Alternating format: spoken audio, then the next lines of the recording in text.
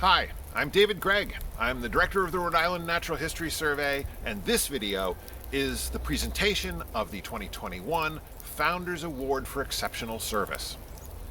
This award was created in 2020 to recognize people to whom the survey owes a great debt, but who would not necessarily qualify for a Distinguished Naturalist Award because their primary skills and contributions have been in areas perhaps other than natural history. The inaugural award in 2020 went to the Sharp family, who were enormously generous of time, connections, financial support, and in many, many other ways helped to get the Natural History Survey up and running and to the place where we are today. This year's recipient is Joyce Valentine-Kenney, who joined the board of directors in 2004 and served as the treasurer from then until her passing in 2014. But her involvement with the Natural History Survey goes back much further. She was married to the board secretary and one of the founding board members, Bob Kenney. The Natural History Survey owes an enormous debt to Joyce. She's probably made more important contributions to the survey's success than anyone else that you could easily name. The Rhode Island Natural History Survey presents videos to showcase the animals, plants, geology, and natural systems that surround us, and the people and organizations working to understand and conserve them. Good evening, everyone. It's our distinct pleasure today to announce the 2021 Rhode Island Natural History Survey Founders Award for Exceptional Service. And this year's award goes to Joyce Kenney. The award was instituted last year for the first time. The Sharp family was a winner of the first Exceptional Service Award. And it's an award that is near and dear to the survey. There have been many groups and many individuals who have made the survey a success over the years. And we thought it was high time that we actually recognize those individuals, those groups who are responsible for the success of the survey. So a few words about Joyce from the nomination letter. Joyce joined the board of the Rhode Island Natural History Survey in 2004.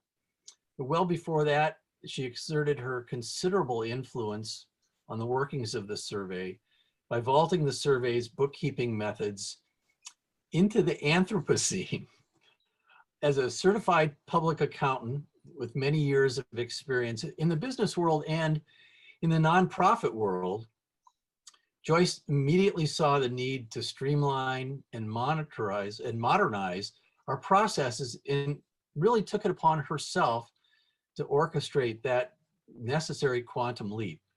And this was all on her own time.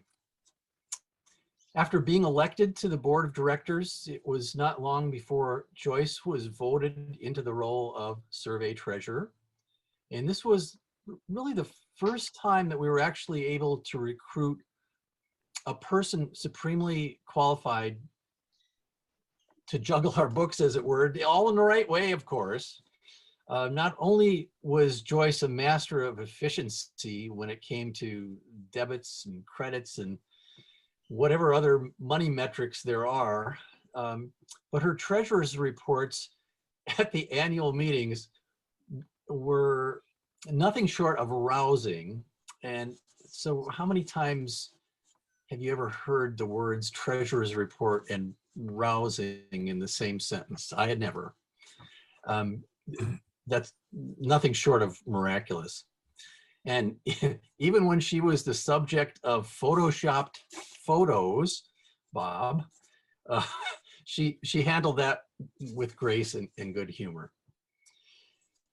As the Rhode Island Natural History Survey grew in size and complexity and influence, Joyce was there to make sure that the financial infrastructure of our operation was sound and efficient.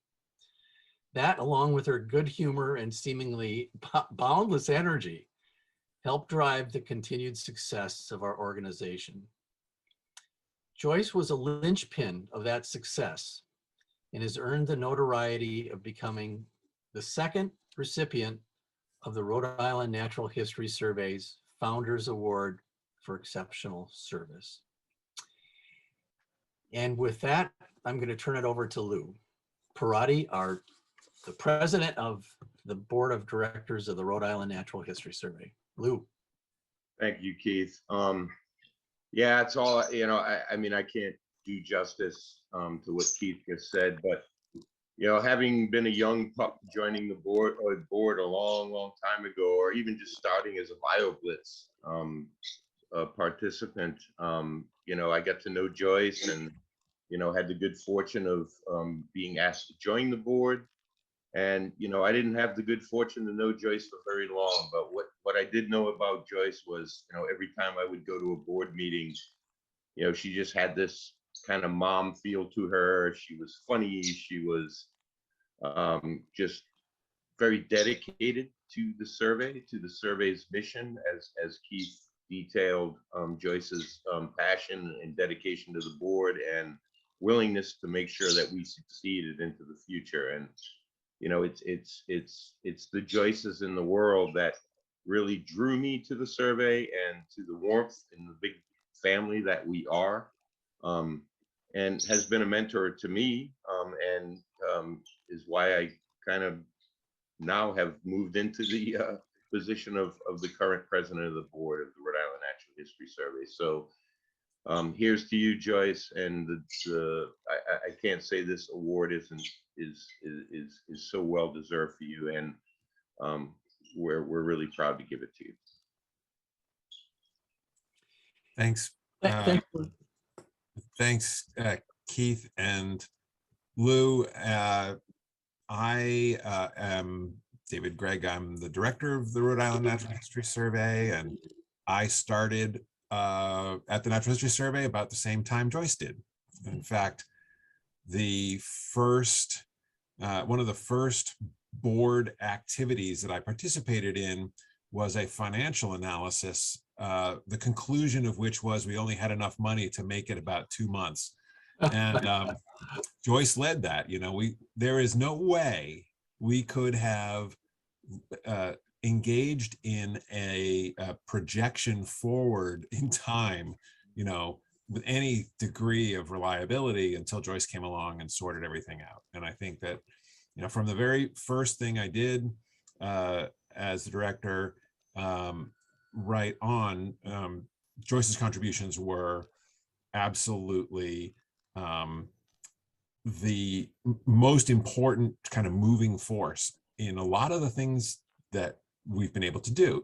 So just to put it into perspective, the Natural History Survey has made it this far in large part because of our bookkeeping system that Joyce set up, and that has allowed us to do fiscal agent activities. So we would not have been able to tell people we would take on their projects and not lose any money if we didn't have the bookkeeping system. Joyce also was the person who did our first federal indirect rate application. And as anybody who's familiar with that kind of bookkeeping could tell us, applying for a federal indirect rate is no walk in the park. Joyce looked up all the stuff. She got the manuals online. She learned how to do it. And then she put the books through all of that.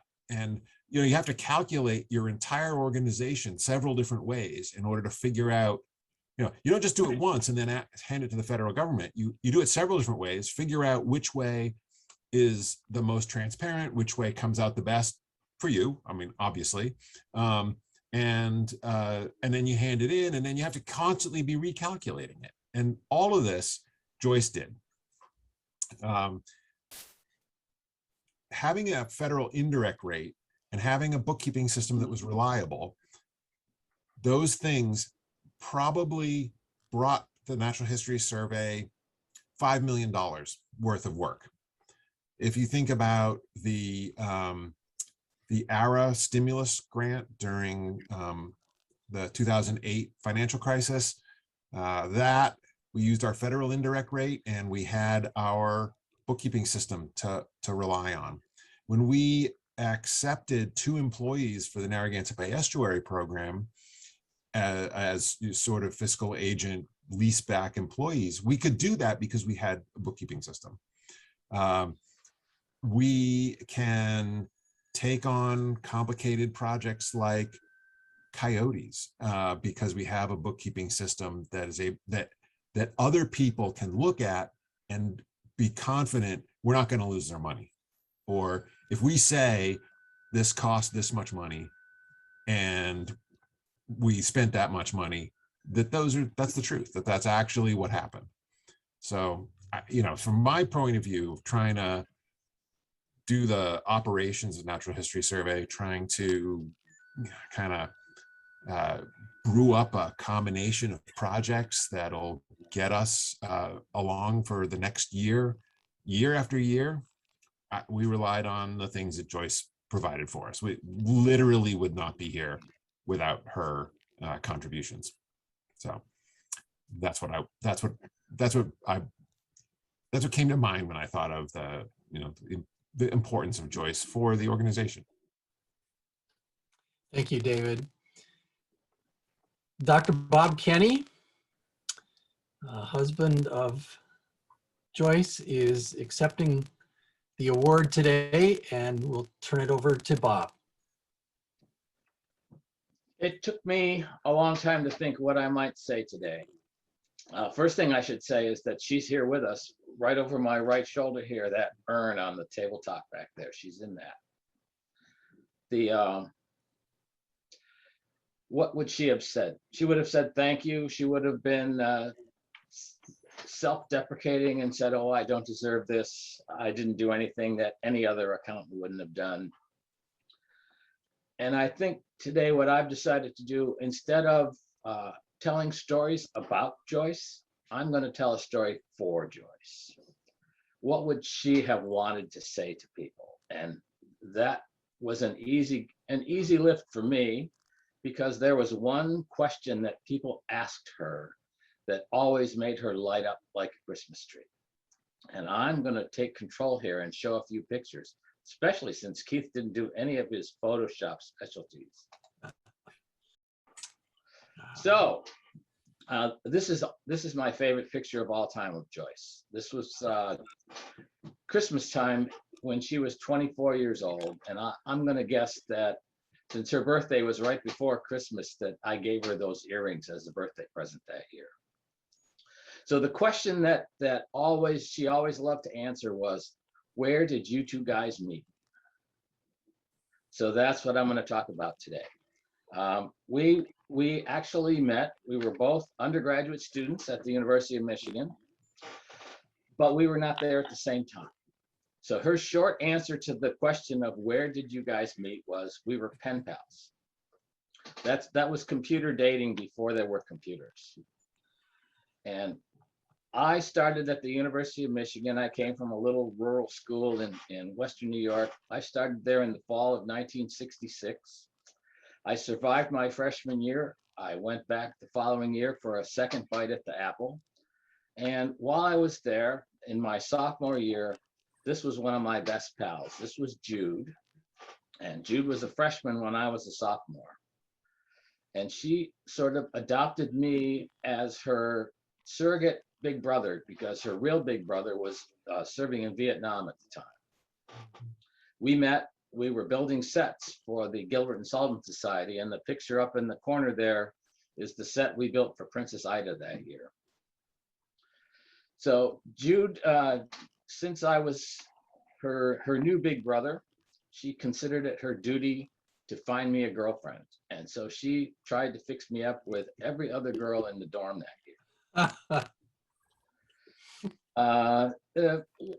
A couple of them were successful for short periods of time, but not very much. I dropped out of school in my sophomore year because I ran out of money, and I ended up enlisting in the Navy to stay out of the Army. So the following year, Jude is now a sophomore, I'm off moving from command to command my first year in the Navy, getting trained and ending up at NAS Patuxent River, Maryland. And Jude and I are writing letters back to each other all the time. And every time she would write me a letter, she'd run through the dorm and ask all these other new freshman girls to put notes on the bottom of her letters. So I would get a long letter from her with all these tiny little notes on it. And there was one person who wrote those PSs on Jude's letters that never signed her name. She always wrote just a little smiley face and me. And this went on until the spring semester. And then in February of that semester, that would have been February 1969, I got a letter from me herself. This is page 2 of that letter, which I still have someplace. And she told me what her real name was, Joyce Valentine, and that she thought that I should send her a Valentine since I was the only real Valentine that she knew. So I sent her a card and we started writing to each other. Jude was kind of out of the loop for a while. We wrote to each other for, I think it was 7 months until the following, oh, actually this was the first picture I ever saw of her. This came in one of her letters. That's her in the middle. Her roommate, Claudia, is on the left, and the person to the right is Kathy. That was Jude's roommate, so I'm assuming Jude took the picture. I'm leaving off all the last names to protect the guilty here. So in September, we met for the first time. I was flying in P3s with the Navy. One of the pilots in our squadron was from Michigan, and he happened to know everyone who had reasons to travel to Michigan. And he would every once in a while run around and say, who wants to go? I'm planning a flight this weekend. We're going to do a training flight and fly to Michigan for the weekend. So I volunteered. We flew the plane up to Selfridge Air Force Base near Detroit, spent the weekend there, came back, and I finally got to meet Joyce. We spent the weekend together. She didn't tell me at the time, but after I left, she told one of her friends or her roommate that that's the man I'm going to marry. The second time we met was 2 months later in November of 1969. She was in one of the many busloads of students that came down to Washington for a gigantic march against the Vietnam War. And we saw each other for a couple days together then. And we got together about once a month for the next year and a half until May of 1971, when her prediction came true. This past May would have been 50 years. And I can do. So from Joyce, thank you so much for this. Thank you, Bob. That was fabulous. Yeah. Neat. Well, I'm going to, before you came on, I was talking with folks about, I'm going to try to get, I think Kira and if Stan will say a few things, I think they'll be able to give us some more insight into, especially Stan, who Joyce dragged into this thing, some more insights into what the debt we owe to Joyce Valentine-Kenney.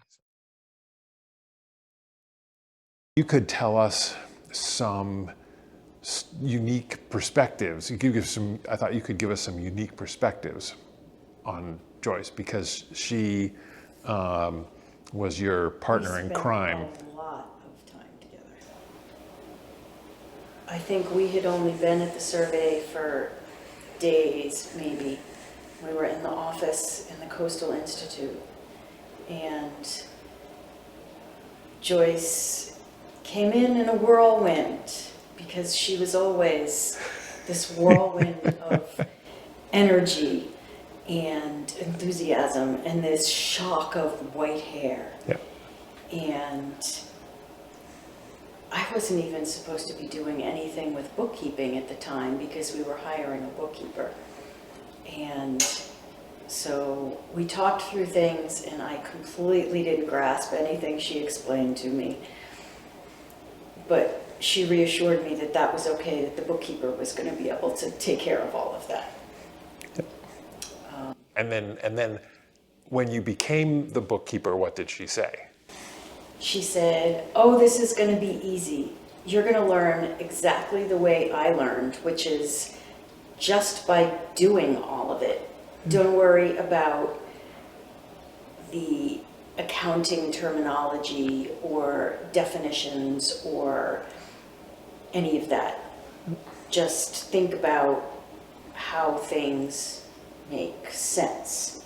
And then the other thing that I remember is every time you would ask, so you would make lists of questions, sort of for Joyce. Next time she comes into the office, I've got these questions, and there's about this project or that source of funding, whatever.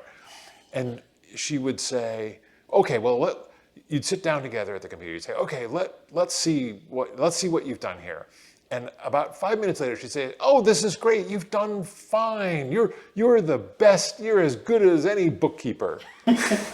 Yeah, it was, I couldn't have had a more congenial or more expert tutor for coming up through the bookkeeping kind of ranks. And that my success all, both by her hand-holding, but by the fact that she was the one who actually created our bookkeeping system from scratch in QuickBooks. My success was all based on how exceptionally she created that system and all of the things that she thought of that might be issues or might be problems or might be things that would come up in the future, that it was built to accommodate. I do have, I will call them fond memories of doing year-end numbers for the 990s and spending hours looking for those pennies. And we always found the pennies. There were some pennies that we found at 2 o'clock in the morning because we had started at 5 o'clock when she got out of her other job, and she was indefatigable. Right. And never, she never was down about it. No, I think, well, she was a forensic accountant, and I think that was just like in her DNA. She wasn't inclined to get down or out about that, or about the really challenging circumstances that the survey was in, you know, in our financial position. She was a roll up the sleeves and get it done and figure out how to Solve this problem. how to make it work. Yeah. She was a seasoned board member from several other pretty high-level nonprofit boards that she had been on, many of which had more business-related members than the survey board, which had no business-related members. But it was very clear when she came into a meeting and provided numbers or an explanation or whatever else that she was the professional that was telling them how it was. And to their credit, everyone happily went along with what Joyce had to say because she was the authority. So I wanted to get some things in there about Joyce that aren't just about the accountant and the board member. So I can think of several things that she was really interested in. So there was her boat. The boat. And Bryn and I went sailing with her several times. And that was just awesome. She's like, we're going sailing and this is where you meet me. And I got there and there was Joyce. She had the boat at the dock and had everything we needed. And Bryn and I got on the boat, and off Joyce sailed with us on the boat. She also did things on the, like the boat was her back porch. Cosmopolitans. She would sit on the boat. You'd give her papers and she'd say, well, I'll be on the boat on Saturday. Maybe I'll get through these or something. Oh, yeah, that too. Yep. Or a book that she was Yep. reading. Yep. And she loved taking girlfriends out on the boat with her. She was masterful at everything she did. She was amazing in the kitchen, grew up in a restaurant family. She babysat Bryn. Yeah, this is this whole other part of Joyce. She was incredibly creative and was an accomplished crafter.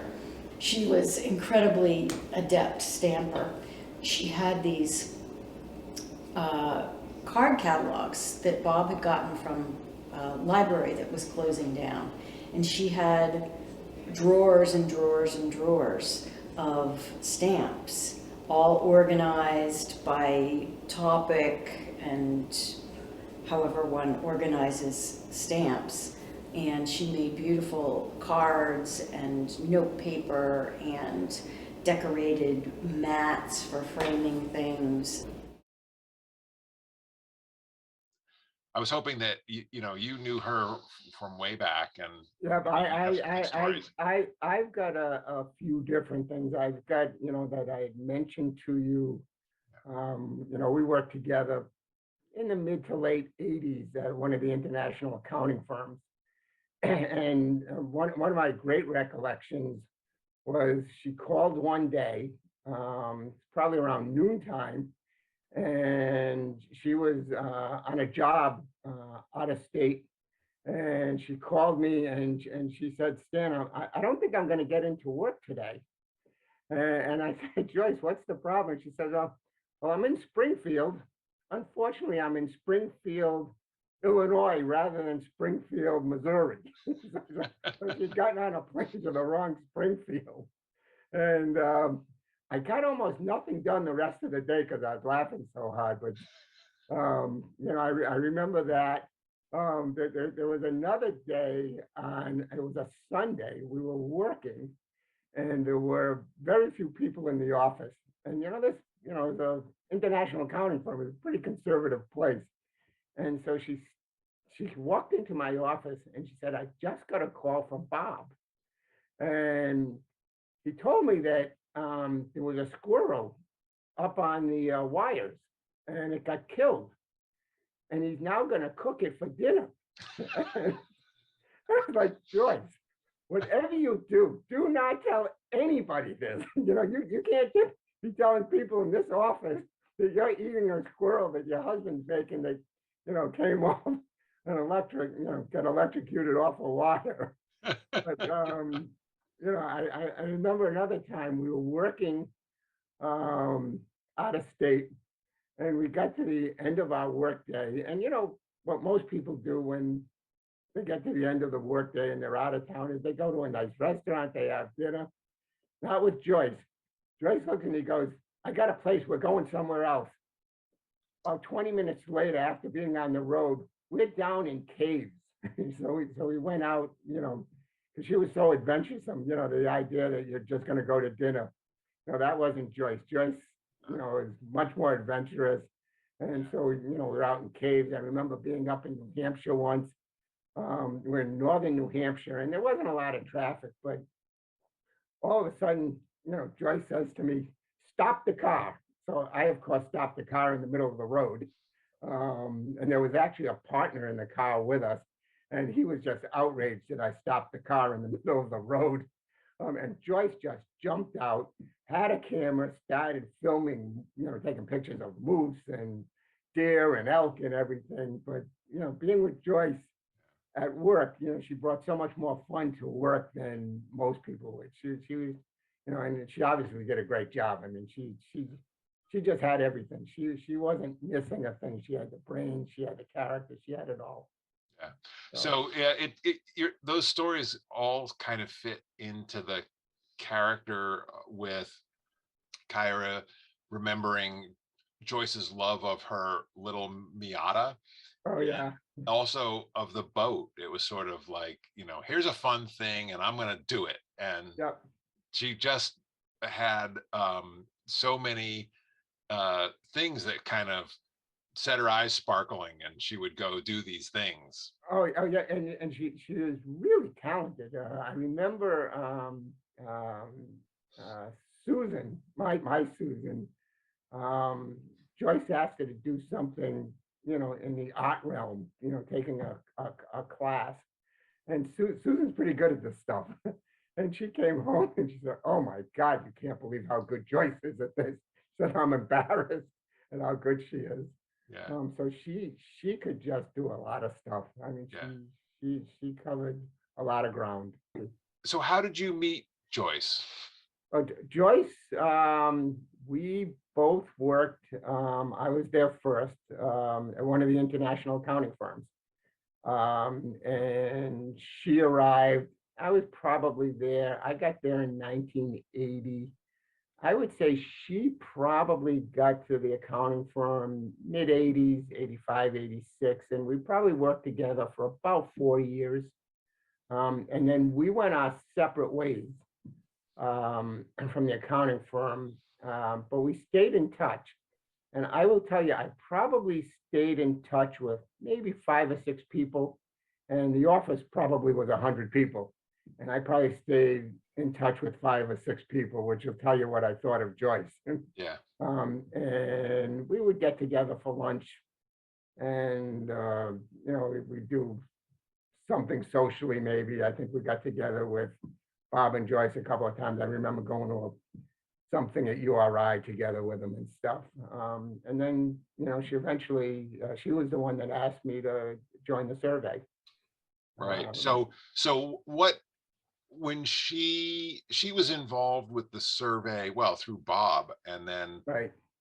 first. And so how did she broach it to you, or what was your impression of the survey from listening to Joyce talk about what she was doing? Well, it was interesting because when she told me, she asked me to join the survey, it was really going to be on the board, and I wasn't going to need to think about the records or, a whole lot other than going to board meetings and contributing, kind of at that level. And I will tell you, I don't know that the rest of the board is filled with scientists. So I don't think they truly understand what Joyce did for the organization. The records of the organization, and they are so much better than other nonprofits at that size, because I worked in the nonprofit area.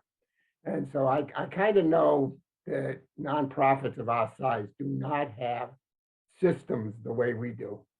And she obviously taught Kyra how to do Kyra's job. And Kyra does an amazing job. For somebody that doesn't have a financial background, she's as good as any person with records that has the background. And a lot of that comes from Joyce. So Yep. records, the fact that, think back and think about how many times people have complained about the records at our organization. Yeah. And the likelihood is you've never heard a word. You've never heard one person ever complain. Nope. And the reason is because she put such a good system in place. Yep. That there's never been a question about it. We've gone back. I can think of plenty of times where, something came up, sometimes years later, and, Kyra, taps a few keys on the QuickBooks computer, and we figure out what was going on, and we got the files and the processing slips, and that you can track the footsteps of everything. In fact, one of the things that I remember Joyce doing was trying to break us of the habit of tracking too many things. or tracking the wrong things, like spending our energy tracking things that didn't matter. And Right. she was, when she really got involved, she said we were burdened with trying to keep track of whose dollar each dollar is. And she said that that's not important. You need to keep track of whose dollars they are up to a certain point, and then after that you track them in a different way, and that's going to relieve you of a lot of burdens, and it's going to allow you to do a whole bunch of different things. And and you know, most people, when they look at bookkeeping and record keeping, they operate in the exact wrong way. They go absolutely opposite of what they should. Most people, you know, they look at the transactions and they build everything around the transactions. And that's not the way you're supposed to do it. If you are smart, which Joyce was, what you do is you look at what decisions do I need to make? What information do I need so that I can make those decisions? So you really should be starting at the top and working down. And Joyce was smart enough that she knew that. There are a lot of people that really don't understand how a record keeping system should work and what it should give you.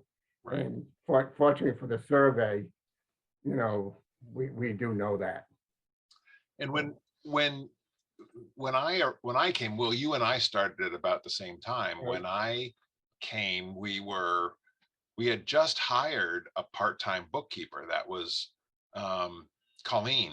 And she was supposed to be the person who was doing the bookkeeping that Kira is doing now. And we knew we were running out of money. And so one of the first things we did was we said, well, we can't justify this special purpose bookkeeper. So, you know, Joyce said, well, let's let go the bookkeeper and Kira will do the bookkeeping and I'll help her. So it'll be okay.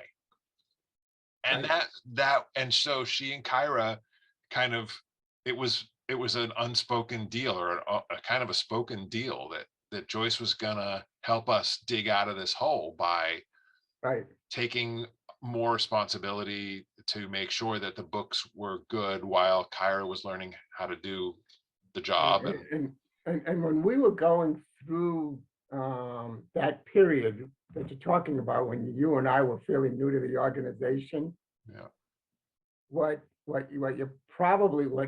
I probably understand better than all the science folk is that to have timely information the way we had it was essential. A lot of smaller nonprofits actually go out of business because they don't have the information. They get it too late. They're underwater before they know it. They're in trouble, and they don't even know they're in trouble. And strictly just because we had the information and we had it as timely as we did, that was very helpful in getting out. She also, I also remember that she helped us get our federal overhead rate. And that was something that she, you know, there's like a manual for how to do it. And she's like, well, yeah, we can figure this, we can figure this out. She downloaded the manual, she read the manual, and she did all of that. I mean, an organization of our size that has a negotiated federal indirect rate, completely unheard of. You don't get that. No. That's not typical of an organization of our size. Yeah, she was fantastic. And you know, I never heard her complain. No. And if you ask Bob if she was working 80 hours a week, I can assure you he'll tell you she was. Yeah. No, she never complained. She was I don't think I ever remember hearing Joyce complain. I think down, but you know, when she needed to be tough, she could be tough. And she said it with a smile and in a really nice way. Oh yeah, no, she did not appear to be anywhere near as tough as she was because she had such a great way about her. I mean, I remember in our disagreement, we both were adamantly, you know, with our positions. But it never got mean. It never got hostile. Yeah. It never got unfriendly. I don't ever remember, being angry with Joyce. I don't remember anyone being angry with Joyce ever. Yeah. I mean, she just wasn't somebody that, I think if you got angry at Joyce, you'd feel guilty. Yeah. I just don't think you could get angry at her. Yeah. I also remember that she had a really disarming way of what's the right way to phrase this? A really disarming way of pointing out the narrow perspectives of her scientific colleagues on the board. She really understood that she brought us something extra to the board Yeah. as a non-scientist. Oh, God, yeah. I remember, I will never forget it as long as I live. I was actually in a meeting and we were talking about a book and whether to go forward with the book. And there were conversations about it. And I remember I started asking questions. How much more is it going to cost to complete the book? How many books are you going to sell? What's the price that you're going to sell this book at? And everyone's looking at me like I had two heads. And everyone on the board's thinking about the science. I'm thinking about the money. Yep. And I think that happens a lot with our board because our board's filled with scientists. Yep. And so, there are times, I'm in a board meeting and all of a sudden everyone's laughing because there's some science joke going on. I have no idea what's going on. Yeah. Every once in a while I had a conversation. I'm like, anybody thinking about the money? Right. And so, Joyce was able to bring that to the board. And, Yeah. Right. Right. Yeah.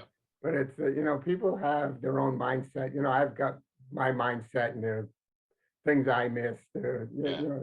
You need a little diversity around you. Yep. Yep. Yeah. Well, and that was what, that was Joyce was part of the diversity. So Right.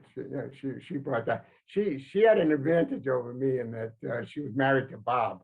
So she's kind of married to the science. If you knew Joyce, her technical abilities, all the things she brought professional, you